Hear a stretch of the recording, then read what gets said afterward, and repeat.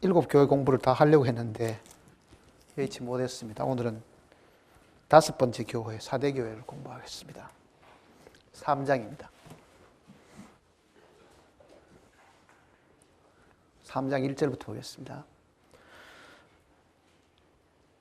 4대 교회의 사자에게 편지하기를 하나님의 7 영과 7 별을 가지시니가 가라사대 내가 내 행위를 아노니 내가 살았다 하는 이름은 가졌으나 죽은 자로다. 너는 일깨워 그 남은 바 죽게 된 것을 굳게 하라. 내 하나님 앞에 내 행위의 온전한 것을 찾지 못하였노니 그러므로 내가 어떻게 받았으며 어떻게 들었는지 생각하고 지키어 회개하라. 만일 일깨지 아니하면 내가 조직같이 이르리니 어느 시에 내게 임할는지 내가 알지 못하리라. 그러나 사대에 그 옷을 더럽히지 아니한 몇 명이 내게 있어 흰옷을 입고 나와 함께 다니리니 그들은 합당한 자인 연고라.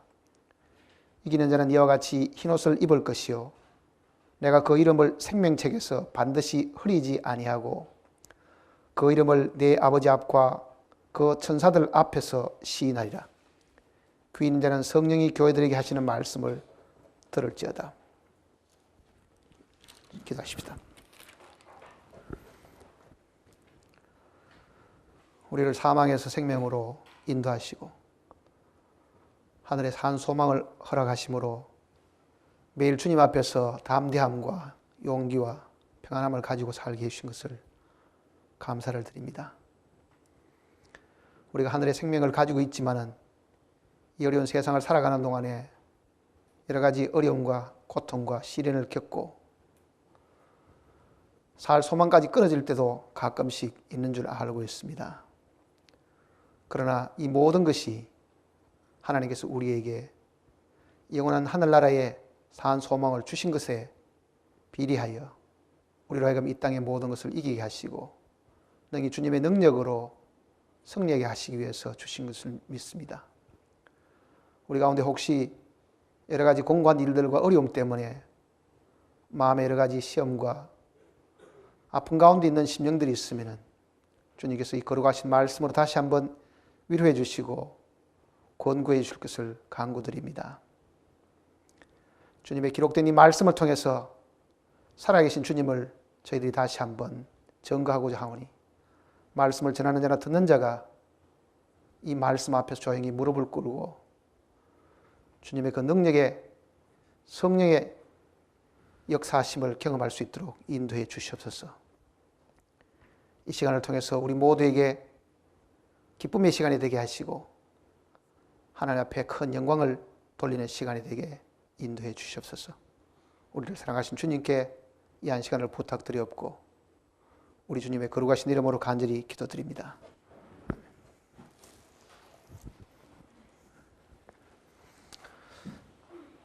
일곱 교회 가운데 세 교회는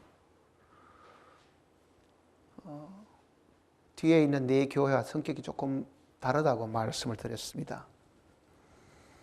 앞에 있는 에베소, 스무나, 버가모 교회는 그게 역사적으로 한 교회가 쇠퇴하면은 그 뒤를 이어서 연결되는 교회의 모습이지만은 두아디라 교회부터 시작해서 4대 교회, 빌라델피아, 라오디게아 이 네 교회는 연결된 교회가 아니고 거기서 발생해서 주님 오실 때까지 계속 남아있는 교회들입니다.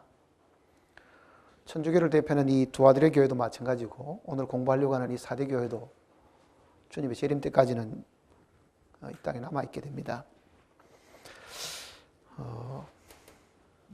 4대 교회는 종교개혁이 있었던 그때로부터 시작해서 대략 한 1750년까지의 교회라고들 이야기합니다. 그러니까 마르틴 루터가 1517년 10월 31일 날 비텐베르그 성당에 교황청의 그 잘못, 가톨릭 교회의 모순에 대한 것을 99개 조항을 써서 성당 문에다가 이렇게 모짜리가 붙였습니다. 그게 전 유럽의 종교 개혁이 일어날 수 있는 도화선이 사실 되었습니다. 1517년 여기까지 자그만치 590년부터 시작해서 거의 1000년의 세월이 흘러오는 동안에 소위 서양이라는 그 나라들, 그 유럽의 그 나라들은 이 로마 교황의 사실 지배를 받았습니다. 우리는 버가모 교회에서는 교회와 세상이 연합하는 것을 사실 공부를 했고, 두아디라 교회에서는 그 교회가 세상에서 큰 영광을 가지게 되는 걸 공부를 했습니다. 영광을 가진 것뿐만 아니라 나중에는 그 교회가 세상을 지배하는 권력이 되었습니다. 그러니 유럽 전체가 로마 교황의 이 허가를 받아야 될 정도로, 왕들도 사소한 문제까지, 결혼하는 문제까지도 교황의 이 윤허를 받지 않으면 할 수 없을 만큼 이 교회가, 이 가톨릭 교회가 막강한 파워를 사실 가지고 있었습니다. 그리고 이제 종교개혁이 일어나고 난 이후에는 교회가 점점점 이렇게 기울기 시작하죠. 그게 우리가 말하는 암흑기, 1000년의 세월이 이제 끝이 나는 겁니다.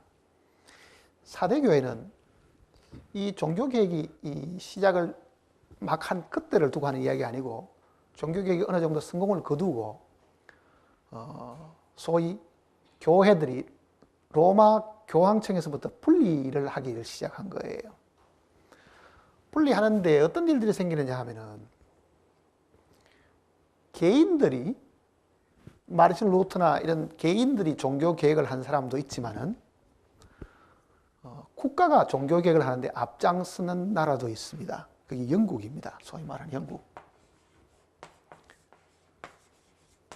이 영국이라는 나라는 개인이 나서서 종교 개혁을 한 게 아니고, 국가가 이 왕의 이름으로 이제 종교 개혁이 사실 시작이 된 겁니다.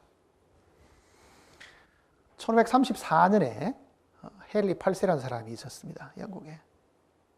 헨리 8세라는 사람이 자기 아내 캐서린이라는 그 아내와 이혼을 하려고 교황에게 윤허를 허락을 했습니다. 나 이 여자하고 이혼하고 궁녀 앤 볼린이라는 그 궁녀하고 이제 결혼을 하려고 교황에게 이제 허락을 받아야 되는 거. 왜냐하면 그 당시는 이 국가까지도 전부 다 교황이 우두머리가 돼가지고 왕권까지 다 이렇게 권한을 가지고 있을 때니까. 그 교황청에서는 이혼을 허락을 안 했는 거예요. 이혼할 수 없다.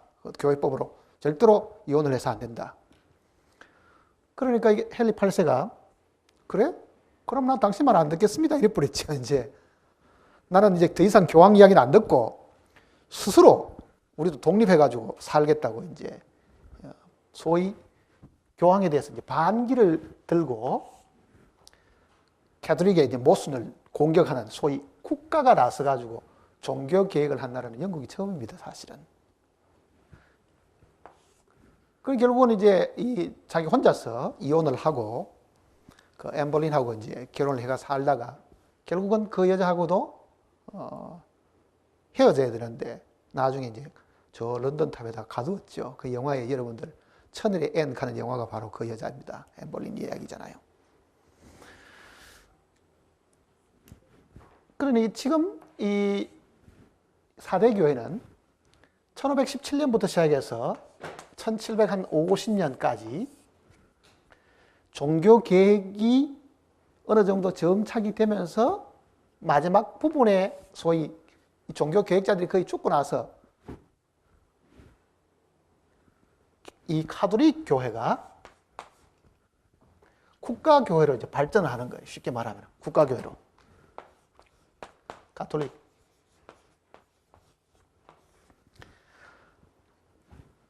영어의 캐톨릭이라는 말이 무슨 뜻이냐면요. 이거는 우주적이다 그런 뜻입니다. 우주적인 교회. 자기들이 이제 우주적인 교회를 캐톨릭이라고 하는데, 그러니까 전 세계를 하나로 묶어가지고 하나의 거대한 교회를 만드는데, 이 캐톨릭이 이제 국가 교회로 이제 바뀌는 거예요. 영국도 독립을 해버렸거든요. 나는 더 이상 캐톨릭의 지배를 받지 않겠다. 독립을 하면서 영국 국교회를 만드는 겁니다. 소위 앵글리칸 처치라는 걸 이제 만들기 시작하는데, 그 교회들이 나라마다 이제 이렇게 쪼개지겠죠, 이제. 그러니까 독일 교회가 되는 거는 루트란 처치, 독일 교회가 나오고, 화란 개혁교회, 홀란드 있고 화란 개혁교도 나오고, 영국의 앵글리칸 처치 이것도 나오고, 소위 거대한 이 교회가 쪼개지면서 이 각 나라 교회로 발전돼 나가는데, 종교 계획자들은 사실 이렇게 하려고 한 게 아니었어요. 이렇게 교회를 쪼개려고 한 게 아니고, 정말 성경적으로 잘못된 것을 제 위치에 갖다 놓으려고 하다 보니까 이 왕권을 가진 사람들은 자기의 사사로운 이해관계가 걸린 거예요. 유럽의 나라들이 교황 하나의 지배를 받고 있기보다는 왕이 독립해가지고 자기가 머리 되는 게 제일 좋겠지요. 그러니까 종교 계획자들을 왕들이 뒤에서 밀어준 거라. 빨리빨리 종교 계획해가지고 로마로부터 분리 독립하자. 그 분리 독립하면은 덕을 보는 거는 누가 덕 보겠어요? 국가의 왕들이 이제 사실 덕을 보겠죠. 로마 교황의 잔소리 안 듣고 이제 자기들 교회를 만들다 보니까. 그래서 이 헨리 8세는 교회의 머리는 우리 영국 왕이다 이렇게 이야기합니다. 그게 소위 우리 역사에 배운 수장령 하는 겁니다. 수장령. 수장령이란 거는 왕이 교회의 우두머리고 세상에도 우두머리다 이렇게 이야기해요. 그러니까 그전에는 로마 교황이 우두머리였지만은 이제는 우리 영국 왕이 교회 우두머리다 이렇게 돼버린 거죠. 그게 지금 4대 교회의 특징을 지금 이야기하는 겁니다. 그 4대 교회라는 거는 카톨릭에서 분리돼 나와가지고 교회가 각 국가 교회가 되면서 사실은 로마 카톨릭에서도 분리하기는 했지만은요, 형태는 똑같은 거예요, 그게. 우두머리 똑같이 세우고. 그러니까 교황 자리에 왕이 들어가고, 교황이 하던 그 풍습과 모습은 그대로 가져온 거예요. 그래, 여러분들 지금 영국 국교의 앵글리칸 처치 그 대주교 나오는 거 보셨죠? 다 복잡한 거. 로마 교황하고 똑같이 하잖아요. 복장이며 지팡이 들고 나오는 까지도. 그러니까 외형적인 의식은 그대로 가지고 오면서 거대한 카톨릭 교회가 국가교회로 쪼개져 버린 거죠. 그런데 본래 종교개혁을 할 때는 그렇게 하려고 사실 한 게 아니었죠. 국가교회를 만들려고 한 것도 아니고 종교개혁자들의 뜻은 한 가지였다고요.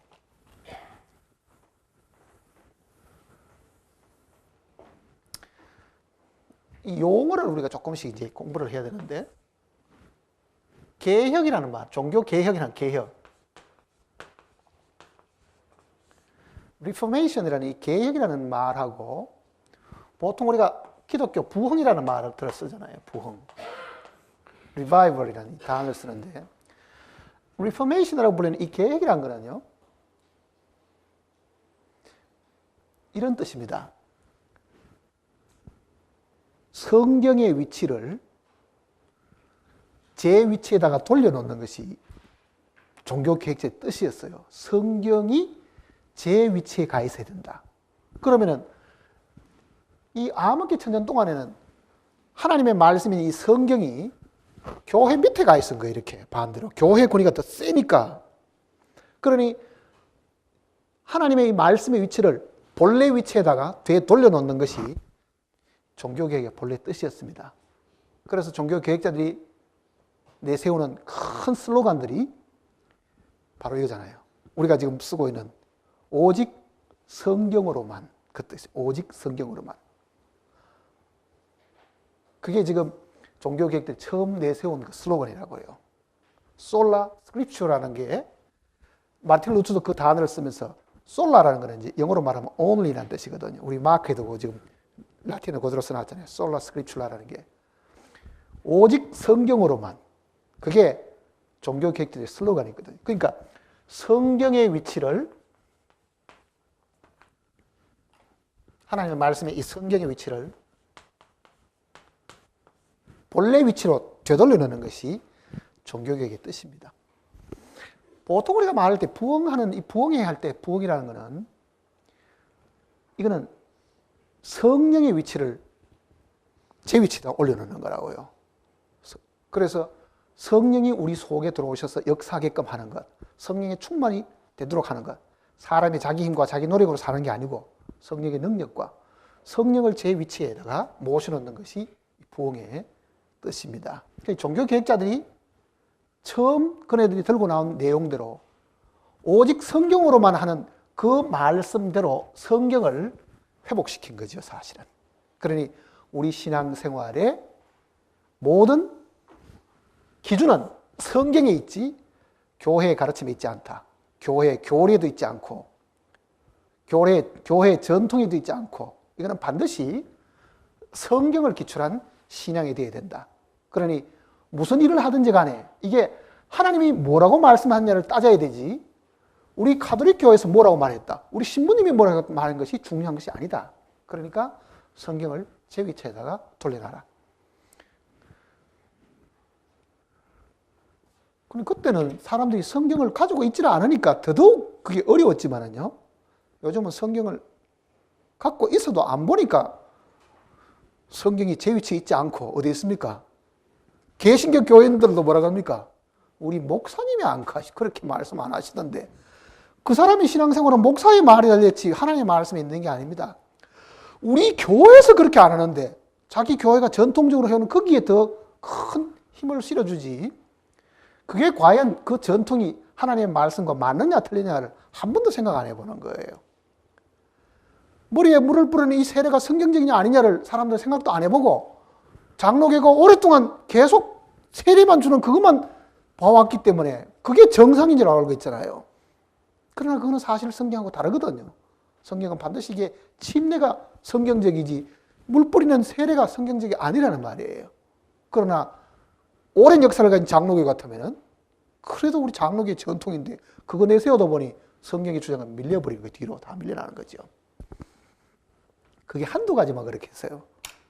많은 내용들이 말씀이 자기 위치에 있지는 않으니까 사람들은 전통, 목사의 이야기 혹은 교리서 그걸 가지고 신앙생활을 하려고 한다.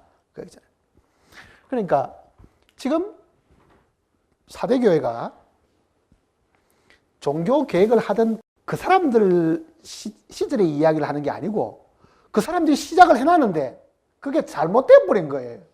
시작은 완성으로 가려고 준비를 잘 했는데 이게 모든 위치를 제 위치에 올려놓으려고 했는데 시작은 잘 해놓고 이게 끝을 못 봐가 희미하게 이상하게 되어본 게 오늘 개신교의 모습들입니다.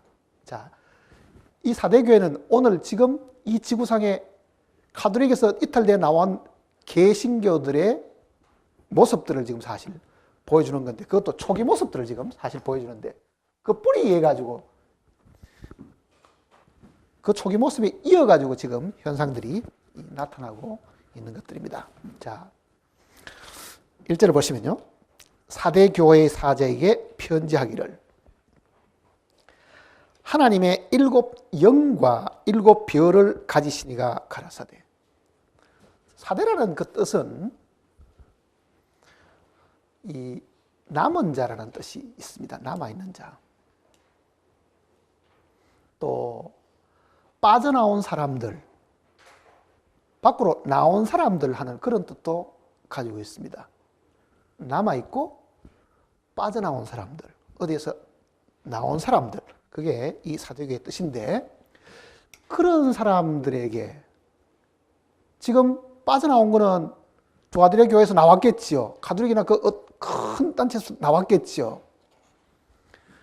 그러니 본래 가톨릭 안에서도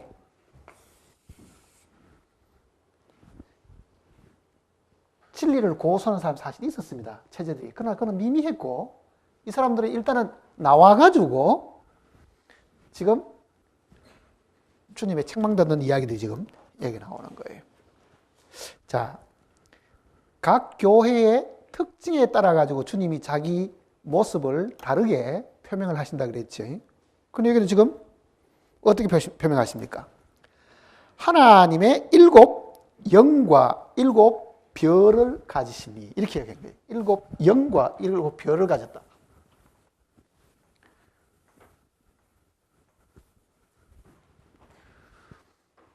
일곱 영과 7 별.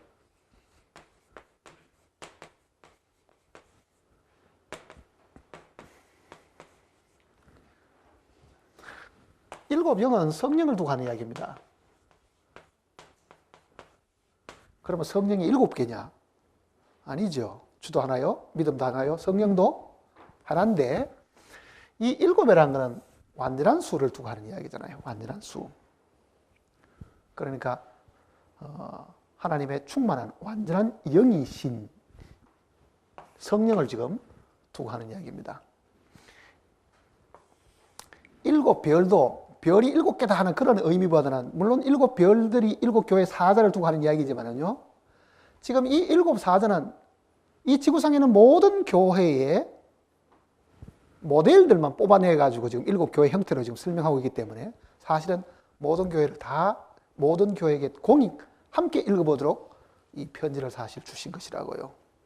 근데 7영이신 이 성령이 지금 이 사대교회에 말씀하시는 것은 사대가 살았다는 이름은 있으나 죽은 자이기 때문에 생명이 있어야 되는 것을 지금 이야기하시는 거예요. 성령이 생명이시니까 너희가 지금 말로는 종교개혁을 해가지고 우리는 지금 캐톨릭하고 다르고 부패하고 타락하고 죽은 교회하고 다르고 우리는 지금 살아있다 라고 말하지만은 외형은 똑같이 지금 하고 있죠. 그러니 종교개혁을 해가 나오기는 해가지고도 겉으로는 뭔가가 좀 제대로 된 것 같이 말을 하면서도 사실은 어떻습니까?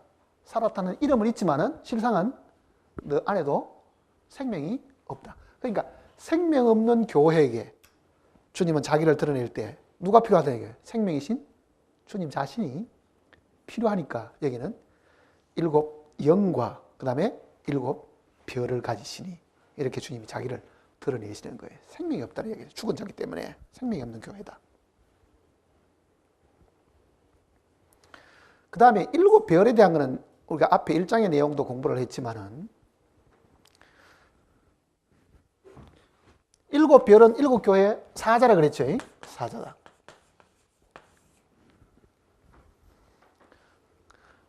교회의 모든 권한은 누구에게 있다는 뜻입니까? 그러면 예수님에게 있다는 뜻입니다. 교회에 필요한 일꾼을 세우는 것도 주님의 권한 속에 들어있고 교회의 모든 행정과 조직의 모든 것들도 관리는 주님이 하시는 거지 사람이 하는 것이 아닌데 여기는 분명히 7영과 7별을 가지시니 했으니까 누가 그걸 가지고 있습니까? 예수님이 가지고 있죠. 그분이 소유주니까 그분이 관리하고 그분이 다스리고 그분이 임명을 해야 될 거를 이 사대교회는 어떻게 하냐면 왕이 교회 머리니까 수장이니까 뭘 하는 얘기입니까? 성직자도 자기가 임명을 하는 거예요. 왕이 교회 목사를 세우고 폐할 권한이 있습니까? 없습니까? 한번 이야기해 보세요. 우리가 아는 지식대로. 세상의 왕이 그거를 할 수 있는 권한이 있느냐고요? 없지요. 그런데 이 사대교회는 바로 그렇게 된 거예요. 처음에 종교개혁자들이 막 시작한 그 일들이 중간에 가면 뒤에 엉켜가 이상하게 되어가지고 세상의 권력을 가진 왕권을 가진 사람이 교회 성직자까지 세우고 폐하는 일까지 다 하게 된 거예요. 그리고 여러분들이 잘 아시는 요한의 설례 존 번역 같은 경우도 구원받고 자기 양심에 따라 가지고 뭐 빨리 빨고 있는 아줌마들에 가서 복음도 전하고 길거리 사람들 가서 전하고 그것도 영국 교회가 불법으로 규정을 해가지고 잡아놓고 가두은 거예요. 이게 그러니 카톨릭에서 분리돼 나온 이 국가 교회들이 교회 권력을 자기들이 최대한 잘 활용해가지고 자기들이 꼭 7별을 세울 수 있는 것처럼 교회 사자들을 임명할 수 있는 것처럼 결정을 했으니 주님이 그것이 잘못됐다고 이야기하려고 하면은 주님 자신에게 그 권한이 있다는 것을 이야기하는 거죠. 그러니까 이게 7별을 가지시니가 이렇게 7별을 가지시니가. 그러니까 교회 권한은 사람에게 주어진 것이 아닙니다. 그거는 주님 자신에게 있는 거잖아요.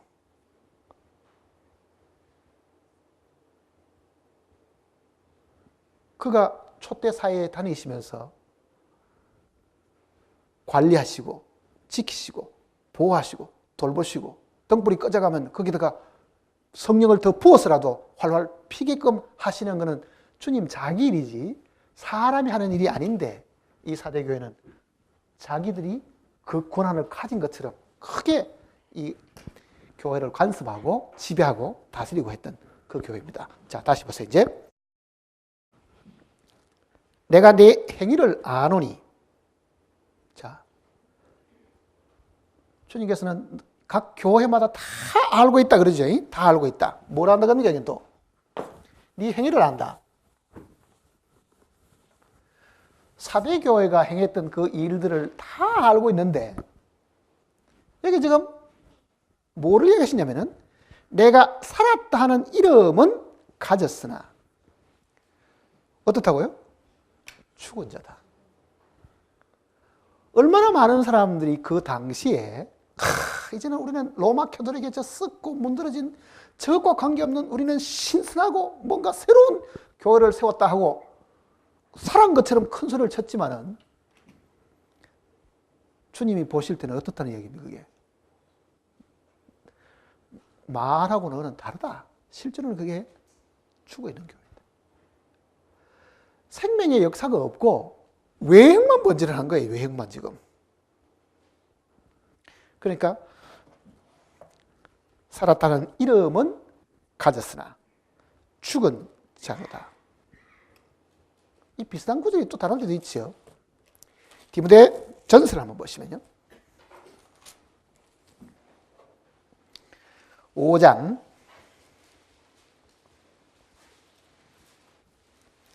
6절입니다. 5장 6절. 5절과 6절을 보겠습니다. 참 과부로서 외로운 자는 하나님께 소망을 두어 주야로 항상 간구와 기도를 하거니와 일락을 좋아하는 이는 살았으나 죽었느니라. 바깥에 무슨 그런 활동이 많고 그거 즐기고 해봐야 그게 뭐 대단하게 보이지만은 실제로는 그거는 겉으로 움직이는 일들이 살아난 것이 아니라 실제 그 속에는 생명이 사실 없다. 그래서 7 영을 가지시니 그는 생명을 가졌다는 뜻이잖아요. 주님의 거룩한 성령으로 통해 생명을 가졌다니까 사대교회가 필요한 것은 하나님의 생명이고 사대교회가 필요한 것은 교회의 모든 권한과 교회의 일꾼들을 세우신 분이 주님이심을 지금 사대교회가 배우도록끔 해주신 겁니다. 그 다음 2절을 보면은 너는 일깨워 그 남은 바 죽게 된 것을 굳게 하라. 남은 바 했으니까 뭔가는 지금 남아있죠.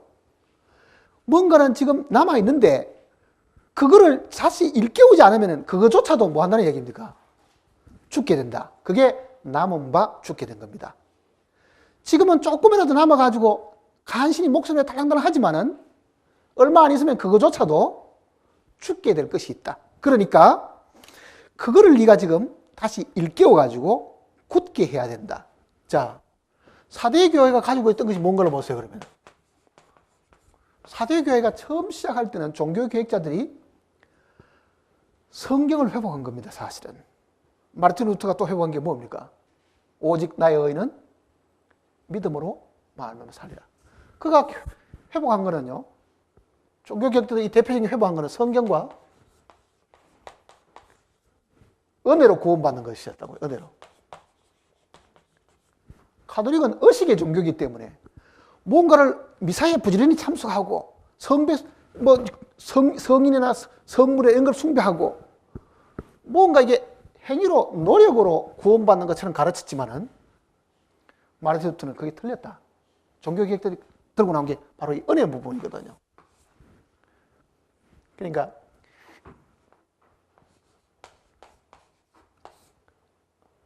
솔라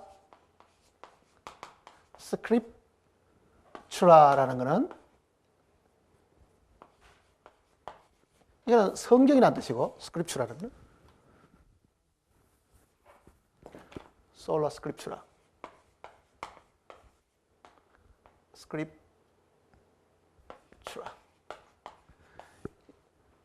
또 솔라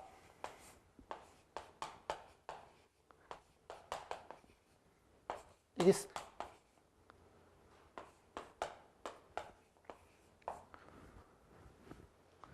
이거는 솔라라는 거는 영어로 하면 only란 뜻이잖아요. 오직 성경으로만, 오직 이거는 은혜로만, 우리가 말하는 여기 지금 은혜입니다. 오직 은혜로만. 그러니까 이 은혜를 이 사람들이 회복을 한 거예요. 은혜를 회복한 것. 그러니까 마르틴 루터가 로마에 가면은 라테너 성당이라는 게 있는데 그 성당에 가면은 제일 유명한 것이 하나 있습니다.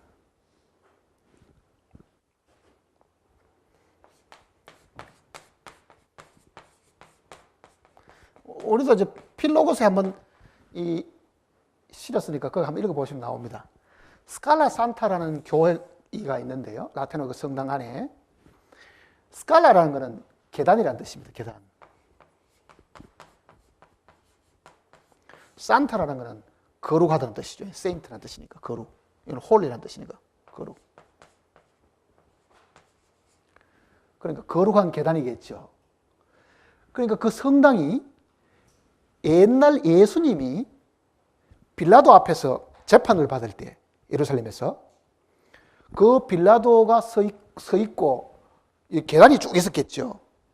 높은 자리에 이제 빌라도가 앉아 있고 하니까 그 빌라도 법정에 있던 그 계단을 콘스탄틴 대제가 기독교를 국교로 인정하고 난 다음에 콘스탄틴 대제의 어머니였던 헬레나라는 사람이 그 계단을 뜯어가지고 로마로 가져온 거예요. 그 빌라도 계단 그거를. 그래가 그 성당 지을 때 그거를 만들어 놓았죠.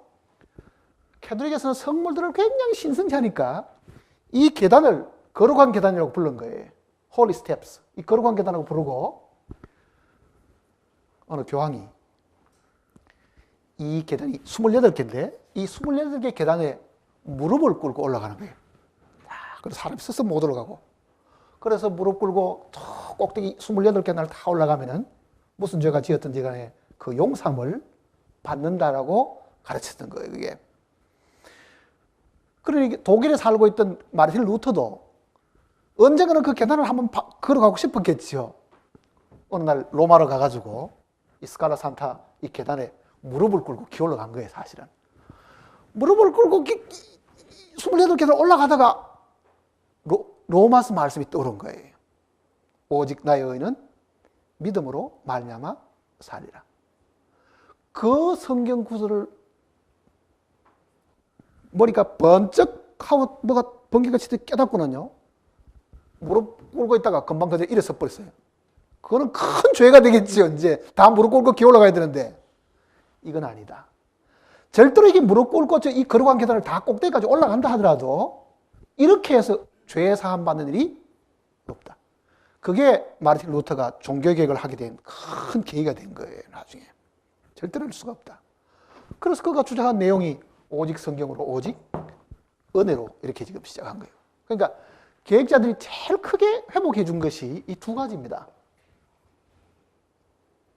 두 가지 것을 회복해 준 거예요, 사실은. 그러니까 지금 이 4대 교회가 지금 책망받는 것은 뭐냐 하면은 남은 것을 어떻게 하겠습니까?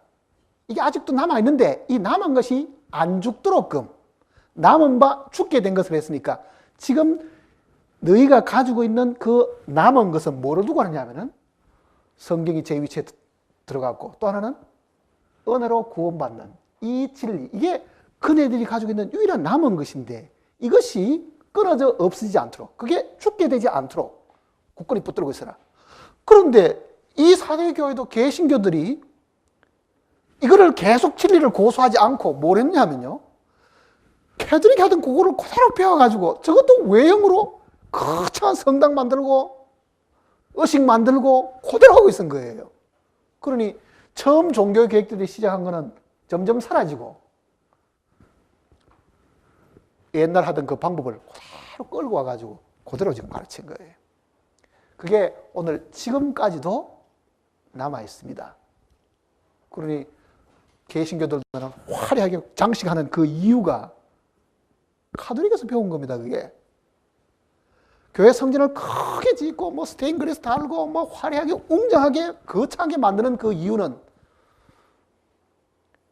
그리고 성직자들을 남보다 더 뛰어나게 복장도 아주 거창하게 입고 화려하게 채색을 하는 그 이유는 아직도 캐톨릭의 그 잔재를 그대로 이어받고 있는 거고, 캐톨릭은 그걸 유대교에서 이어받아 온 것이다, 그 얘기잖아요. 그러니까 주님의 이 권고는 네가 살았다 하는 이름은 있으나 죽은 자인데 정말 네가 계속 그러다가는 결국은 죽게 된다. 그러니까 네가 남은 것이라도 지키고 있으라, 이렇게 말해요. 남은 것을 지키고 있으라. 그러니까 사대교회가 가지고 있던 남은 것들은 바로 성경과 이 은혜였습니다. 성경을 회복시킨 것이고 은혜로 정말 구원을 받고 믿음으로 구원받는 거지, 절대로 의식의 종교, 미사를 올리고 무슨 봉사하고 돈을 내고 그래서 절대로 구원받는 거예요. 그러니까 지금 남은 바 죽게 된 것은, 남은 바 죽게 된 것은 남은 것이 차차 사라지고 없기 전에 그 뜻입니다. 남은 바 죽게 된 것을 굳게 하라. 그 다음에 내 하나님 앞에 내 행위의 온전한 것을 찾지 못하였노라. 자, 사도교회가 처음 출발할 때는 이게 온전한 것이었습니다. 이거를 깨닫고 이것이 완성되도록 바라고 있었는데 그 말입니다. 완성이 못 되고 어떻게 됐습니까? 주저앉은 거지요. 그러니까 내 하나님 앞에 내 행위의 온전한 것을 찾지 못하였노니. 그러니까 사대교회가 종교개혁을 통해 가지고 성경을 회복시키고 믿음으로 말미암는 이 진리를 전파하기는 했지만은 결국은 개신교도 그 완성에 이르지 못했음을 지금 이야기하는 거예요. 얼마나 많은 교회들이 지금도 복음을 모르고 있는가 보세요. 열심히 하도록 강요하고 있죠. 열심히 하도록. 그 열심히 안 된다는 것을 성경이 분명히 가르쳐 줬잖아요. 저희가 하나님께 열심히 있으나 지식을 쫓은 것이 아니에요. 하나님의 의는 모르고 힘써 자기 의를 세우려고 하나님의 의를 거절하는 사람들이 그 옛날뿐만 아니라 지금도 계속 있는 거예요. 지금도. 개신교 안에서 얼마나 많은 사람이 그걸 주장하고 있어요.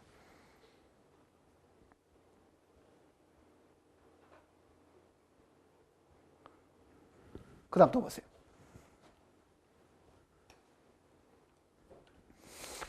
그러므로 내가 어떻게 받았으며 어떻게 들었는지 생각하고 지켜 회개하라.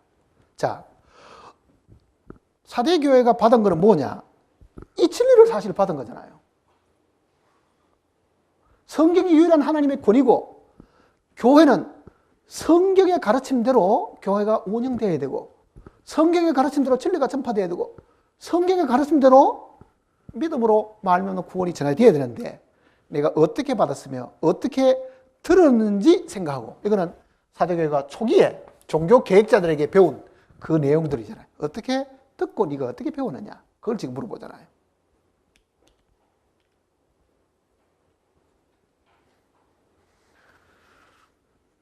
생각하고 지켜 회개하라. 네가 지킬 게 따로 있다, 그 얘기예요. 지금 무슨 예배 의식에 무슨 화려한 것이나 뭐 대외적으로 뭐 이렇게 조직을 만들어 가지고 교회가 얼마나 거창하고 남들 보기에 빛깔번쩍한다 하더라도 그거를 네가 지금 지켜야 될 부분이 아니다. 그건 다 도아들이가 가지고 있던 것인데 네가 지켜야 될 것은 거기에 있는 것이 아니고 정말 진리를 고수하고 성경을 가르치고 정말 성경의 그 가르침대로 네가 지금 듣고 배웠다고 하면 그거를 네가 붙들고 있어야 되는데 그거를 만일 네가 회개하지 아니하면 그 말이잖아요. 만일 일깨지 아니하면 내가 도적같이 이르리니 어느 시에 내게 임하는지 내가 알지 못하라.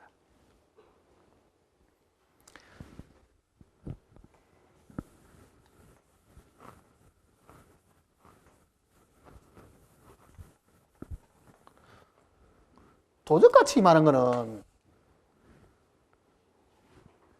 구원받지 않은 사람들에게 주님이 임하는 방법이 도적같이 임하는 겁니다. 데살로니가 전서 한번 보세요.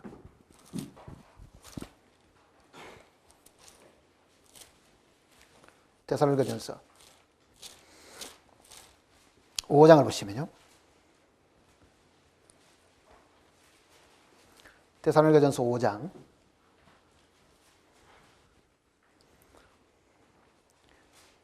1절입니다.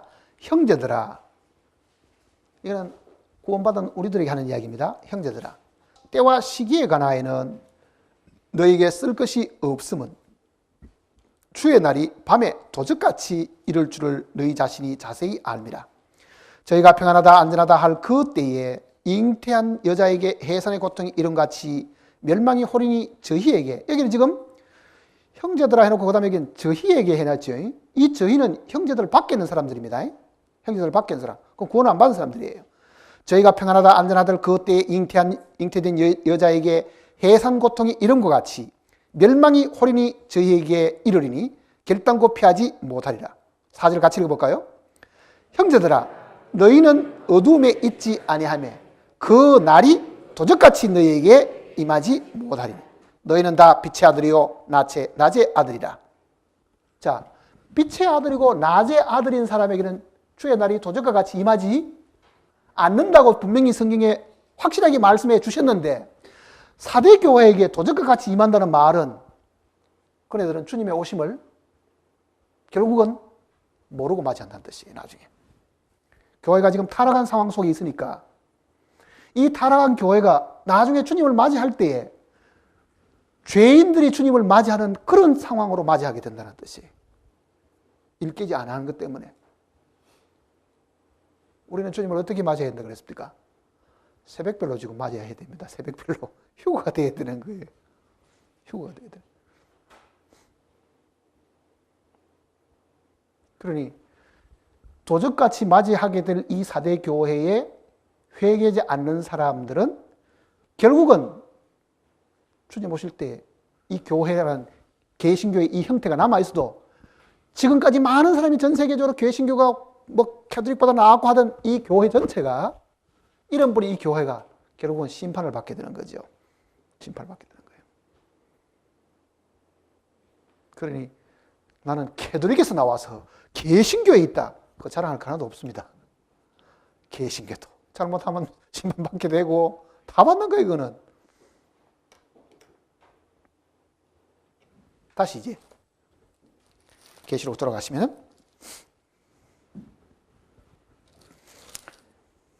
3절입니다. 3장 3절.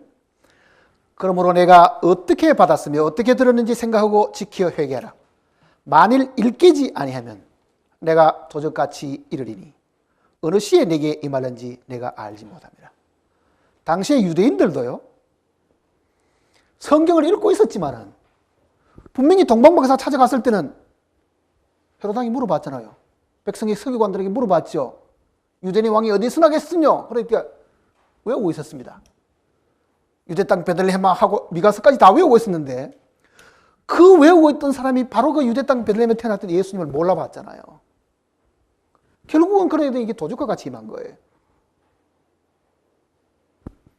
성경을 지금 가르치는 이 개신교들도 정신 안 세우고 있으면요, 성경 가지고 주님이 재림한다고 다 가르친 사람도 정작 주님 재림할 때까지도 몰라가지고, 공중 재림할 때까지도 몰라가지고 나중에 주님께로 큰 화를 입게 되는 내용을 지금 미리 이야기해 주신 거예요.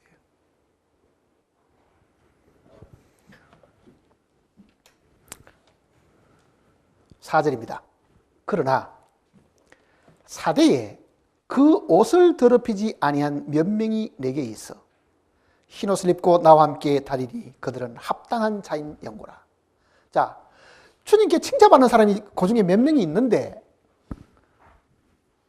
개신교 안에 종교 개혁을 하고 난 이후에 지금부터 1700년, 한 50년 그 무렵까지 칭찬 들을 만한 사람들이 있는데, 그건 우리가 아는 대로 요한에슬레 같은 사람들, 영국 국교에서부터 나와서 실제로 복음을 국교와 관계없이 전했던 많은 사람들이 있었습니다. 그 국교회가 너무 박해하고 이 소위 왕이 왕권을 가지고 교회를 지배하고 다스리는 것 때문에 그거를 피해가지고 떠나버린 청교도들도 있었고, 미국으로 건너간 청교도들도 있었고, 그 개신교 안에도, 사대교회 안에도 여기 보면은 그 옷을 더럽히지 아니한 몇 명이 그랬습니다. 정말 우리는 이 기독 교회사에 보면은 진짜 손꼽을 정도로 그 위대했던 성경을 가르쳤던 사람들이 있지요. 종교 개혁을 하고 난 이후에. 그러니 청교도들, 설교자들 중에 훌륭한 사람이 많이 있었습니다. 그네들은 영국 국교회를 사실 반대한 거죠. 종교 개혁자들은 카톨릭 교회를 반대했지만은 국교회가 잘못했다고 반대해가지고 그 국교회의 바퀴를 피해가 건너갔던 이 청교도들이 사실은 몇 명의 남은 자들과 같더라고요, 사실은.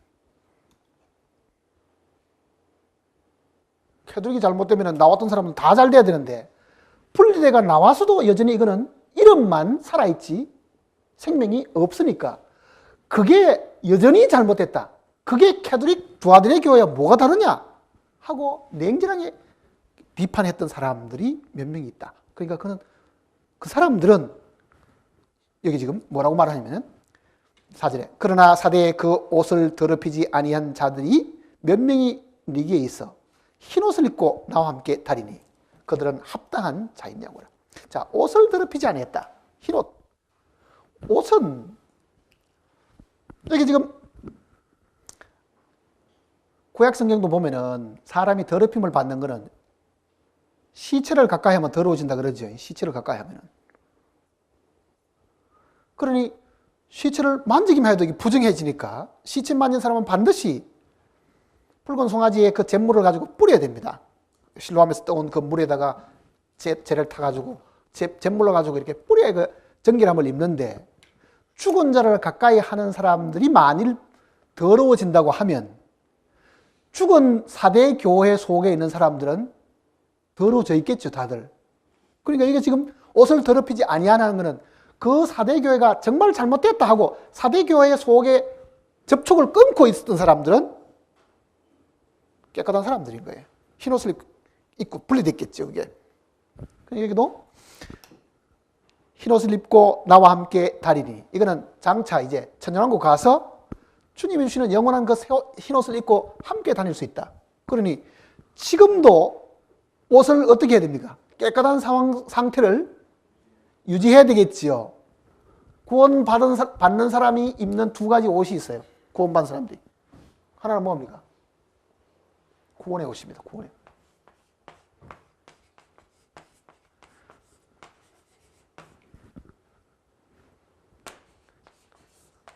의의 겉옷도 있다고요.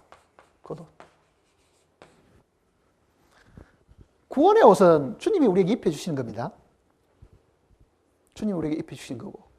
의의 겉옷은 이거는 성도들의 옳은 행실입니다. 이사야서 보시면요. 1043페이지 이사야 61장 10절입니다. 61장 10절. 10절입니다. 내가 여호와로 인하여 크게 기뻐하며 내 영혼이 나의 하나님으로 인하여 즐거워하리니 이는 그가 구원의 옷으로 내게 입히시며 의의 겉옷으로 내게 더하심이 신랑이 사물을 쓰며 신부가 자기 보물로 단장함 같더라. 그러니까 구원의 옷이 있고 의의 겉옷이 있는데 이 의의 겉옷을 두고 하는 이야기입니다. 여기서 말하는 흰옷은 하나님 보실 때에 내가 실제 내 행위에 있어서 의로움이라는 것은 그런 단체 속에서 그런 타락한 교회 속에서 자기를 더럽히지 않아야 그게 의의 겉옷이 되는 거예요. 그 의의 겉옷을 입은 그 사람을 주님이 그 나라에 가서도 주님과 함께 그 흰옷을 입게 해 주겠다. 그 얘기잖아요. 그게 상급이거든요. 분리됐으니까 그는. 그 다음 또 보세요. 계시록 3장을 돌아가시면은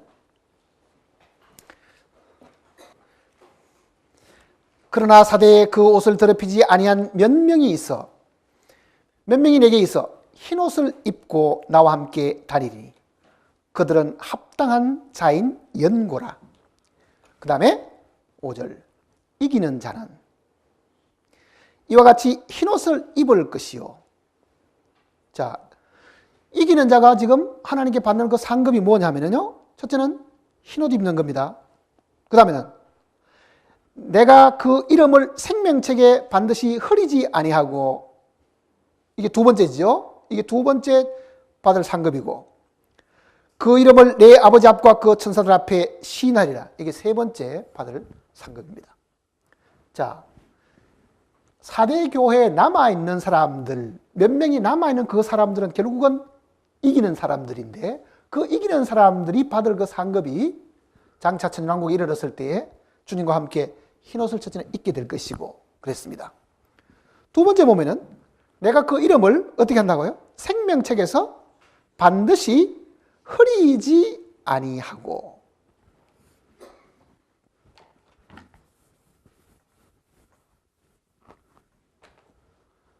생명책에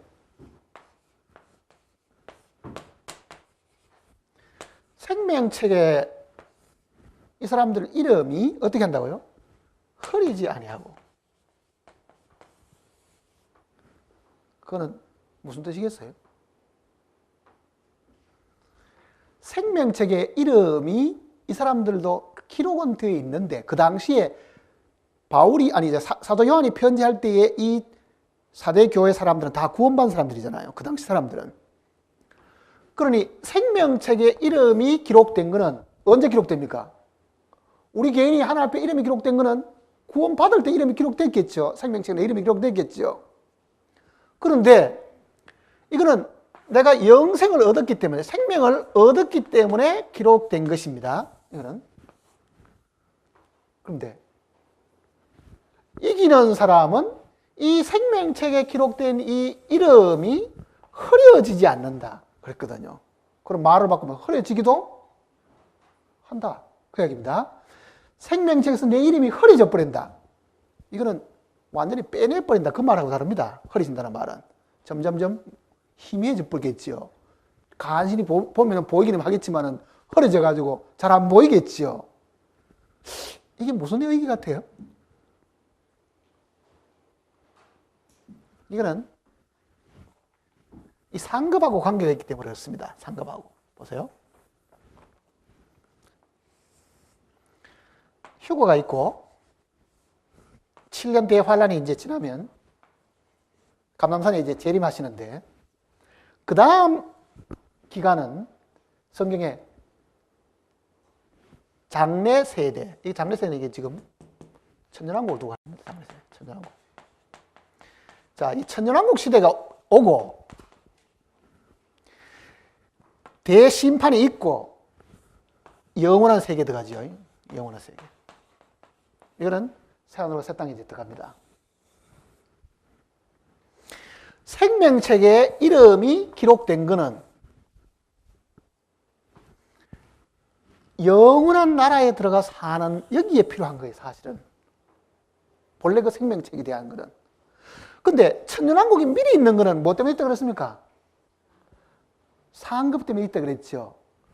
그런데 만일 여기에 상을 못 받을 사람 같으면 이름은 있어도 이거는 빛이 흐려지는 거예요, 이게. 물론 이 이름이 지워지지 않았으니까 여기 가서는 그 이름이 이 속에 살겠죠. 영원 세계 속에는. 그러니 적어도 이기는 자들을 상을 주시는 그 기간 동안에는 생명책에 이름이 다 기록되어 있다 해가지고 그 사람들이 다 여기서 영광을 누리는 게 아니죠. 여기서 제대로 그 이름이 빛이 나는 사람들은 상 받을 수 있는 사람들이라고요. 상 받을 수 있는 사람들. 그러니 이게 흐려진다는 뜻이에요. 이게. 졸업생 명부에 100명이 있으면은 앞에 상 받은 사람들 앞에 이름 먼저 쫙 나오겠죠. 나머지는 뭐 부르지도 안 하고 뭐 불러주도 안 할 거니까 졸업해봐야 그 뭐 졸업장 하나만 주지 상도 못 받을 사람은 뭐 이름 누가 그 불러주겠어 그게. 그러니 생명책에 이름 있는 것만 가지고 이 천년왕국의 이 왕이 상급을 주실 그때에는 그 이름은 상 못 받으면 이게 흐려진다. 이렇게 흐려진다. 그 다음 보세요, 이제. 이기는 자는 이와 같이 흰옷을 입을 것이요. 이거는 주님께로부터 정말 깨끗한 세마포옷을 우리가 얻어 입고, 주님이 흰옷을 입고 계신 것처럼 첫 1장에 나왔죠. 우리도 해같이 빛나는 그런 흰옷을 우리에게 입혀 주셔가지고 주님과 함께 그 왕권에 동참하게 하려고 하는데 이름이 흐려지지 않은 사람이 거기 가서 상을 받게 된다. 그 다음 보세요. 그 이름을 생명책에서 반드시 흐리지 아니하고 또 뭐 있어요? 그 이름을 어떻게 합니까? 내 아버지 앞과 그 천사들 앞에서 주님이 그 이름을 들추어 가지고 공개적으로 다 시인하도록끔 해준다. 그러면은 주님이 들추어 가지고 천사들 앞에 그리고 내 아버지 앞에 시인 안 하게 되면 그 이름은 흐려져 있다. 그 뜻입니다. 이게 흐려졌다. 그 나라에 갔을 때 이 천양국에 주님이 왕권을 가지고 통치하실 그때에 주님이 내 이름을 시인해 줘야 되고 아버지 앞과 천사들 앞에 내 이름을 시인해 주게 되면은 그 이름은 빛나게 될 것이고 그렇지 못하면 그 이름은 천양국 기간 동안에는 흐려지게 된다. 영혼 속에는 들어갈지 모르지만 영혼 속에는 그 이름이 필요하니까 들어갔겠지요. 그러나 적어도 천년왕국 기간 동안은 그 이름이 흐려지게 된다. 그 얘기입니다. 우리는 이 부분을 소홀히 생각해서 절대로 안 됩니다. 구원을 받으면 다 천국에 다 가서 주님하고 영원히 같이 살 것이다. 우리가 다 그 생각하고 살았잖아요, 지금. 그러나 예수님 좌우에 설 수 있는 사람도 있습니다. 영의정 좌우형 같은 사람도 있는 거예요. 그보다 더 영광스러운 자리가 없겠지요. 만일 예수님이 만왕의 왕으로 오시는 것 같으면 바로 예수님 좌우에 앉을 수 있는 사람보다 더 영광스러운 사람이 없겠지요. 그러니 제자들 중에서도 그 자리를 탐낸 사람이 있었습니다. 누굽니까? 요한하고 야고보였습니다. 마태복음 보세요.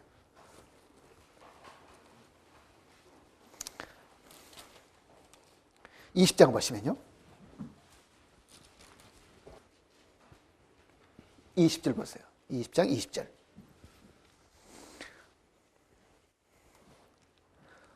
그때 세베대의 아들 어미가 그 아들들을 데리고 예수께 와서 절하며 무엇을 구하니? 예수께서 가라사대 무엇을 원하느냐? 가로되 나의 이 두 아들을 주의 나라에서 하나는 주의 우편에 하나는 주의 좌편에 앉게 명하소서. 예수께서 대답하여 가라사대 너희 구하는 것을 너희가 알지 못하는도다. 나의 마시려는 잔을 너희가 마실 수 있느냐? 저희가 말하되 할 수 있나이다. 가라사대 너희가 과연 내 잔을 마시려니와 내 좌우편에 앉는 것은 나의 줄 것이 아니라 내 아버지께서 누구를 위하여 예비하셨든지 그들이 얻을 것이니라. 자, 만일 이 세베대의 어미가 야고보 이 요한의 어머니가 물었을 때 예수님이 너 무슨 이야기를 그렇게 하냐? 구원받으면 다 똑같고 구원받으면 하늘나라에 가서 다 똑같이 계급도 없고 똑같다. 그렇게 말하지 않았습니다. 뭘 이야기합니까? 이거는 내가 줄 게 아니고 하나님이 주실 건데 하나님이 예배가 누구에게 주든지 간에 그가 얻게 되는데 이거는 뭡니까? 실제 주님의 좌우편에 있는 그 자리를 주님도 사실은 인정하신 거냐 있다는 이야기잖아요. 그게 주님 좌우편에 앉을 자리가. 그리고 그 자리를 그래 야고보 요한 네가 둘이가 하나씩 차지해라. 그렇게 해버렸으면 우리는 지금 뭐 아마 수고해봐야 아무 소용도 없습니다. 이제 이미 그 자리는 다 차지해버렸는데 그러네 그 자리는 아직도 공석이에요. 하나님이 누구를 위해서 예배했는지는 그날 가봐야 하는 거예요. 이제 그날 가봐야.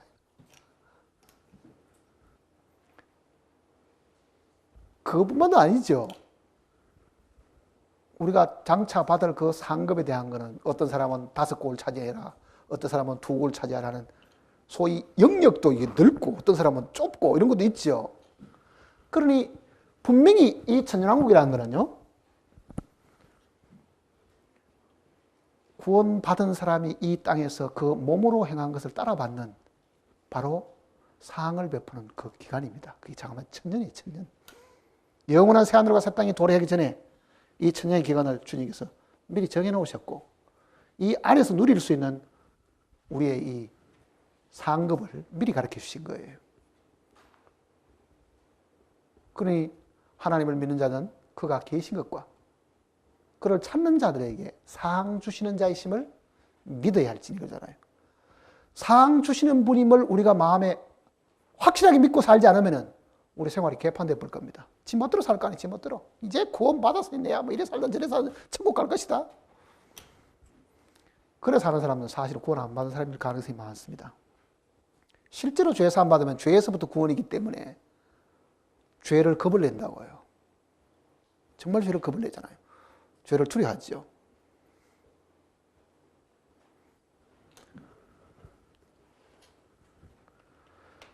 사대교회가 이 땅에 남아 있습니다. 수많은 개신교들이 이 땅에 남아 있잖아요. 주님 오시는 그날까지 남아 있을 겁니다.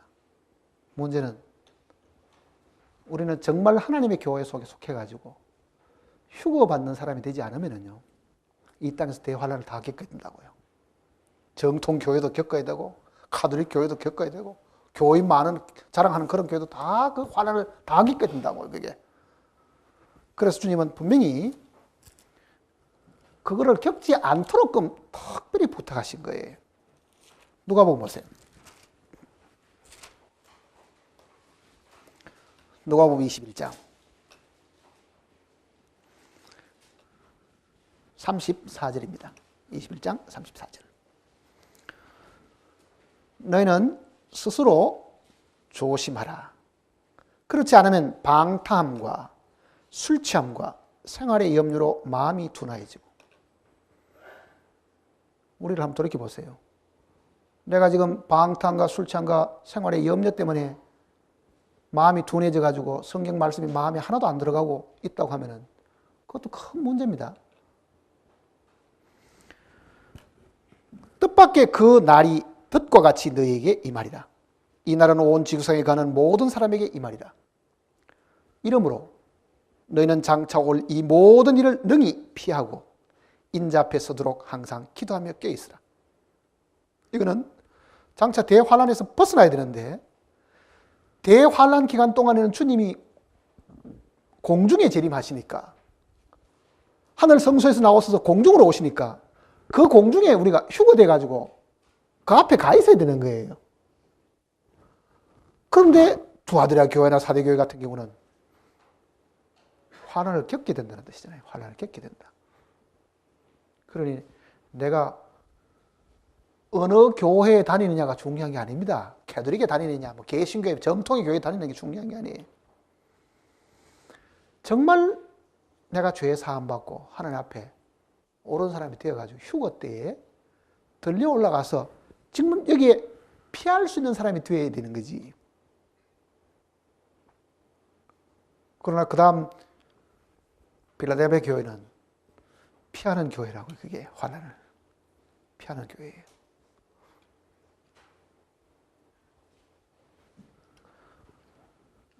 그러니까 마음속에 말씀을 읽을 때에 이거를 무슨 지식을 우리 속에 축적하기 위해서 읽지 마시고, 성경이 주님이 주시는 나에게 교훈이고 명령이라고 하면, 특히 계시록 같은 거는 읽는 자와 듣는 자들과 그 가운데 기록된 것을 지키는 자들에게 복이 있다 하시나요? 그러니까 우리는 이 예언의 말씀을 지켜야 될 책임이 분명히 있는 거예요. 지키려고 하면은 마음에 간직을 해야 되지요. 행동으로 표현이 돼야 되지요. 그건 머리에 알고 있는 거하고 다릅니다.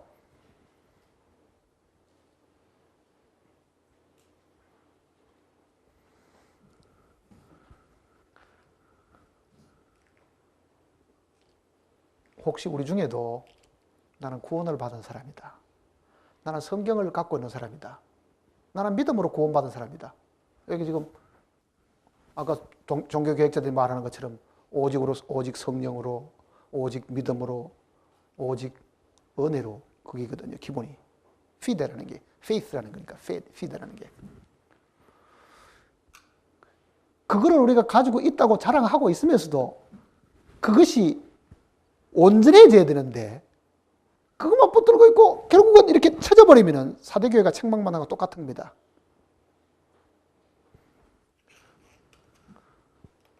오늘 많은 개신교들이 이 지구상에 남아있지만은 휴가 되느냐 하는 부분은 다음 문제라고요.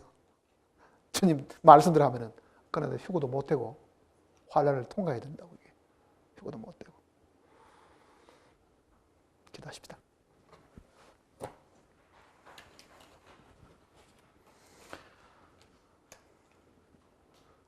우리를 사랑하셔서 거룩한 말씀으로 우리의 마음을 일깨워 주시고 세상에 붙은 세상 생각들과 욕심들을 떨쳐버리게 하심을 진심으로 감사를 드립니다.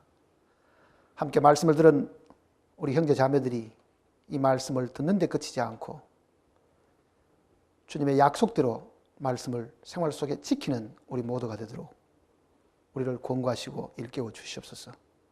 정말 주님이 오늘 밤에 오신다 하더라도 우리가 두려움없이 주님을 맞이할 수 있도록 항상 우리가 깨어서 만반의 준비를 갖추고 남은 삶을 살도록 우리를 이끌어 주시옵소서. 우리를 사랑하신 주님께 모든 것을 부탁드리고 주 예수님의 거룩하신 이름으로 간절히 기도드립니다.